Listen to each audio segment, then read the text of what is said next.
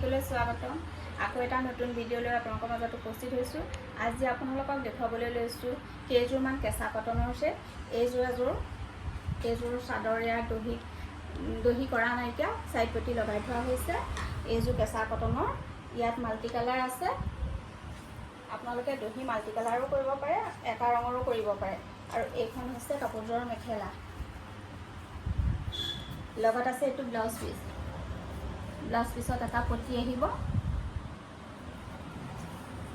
এই কাপোৰযোৰ আপোনালোকে পূজাত চাকি জ্বলাবৰ সময়ত আৰু আগত শংকৰ উৎসৱ আহি আছে, তাৰ কাৰণেও ভাল হ'ব। এই কাপোৰযোৰ নামঘৰলৈ যাবলৈও ভাল।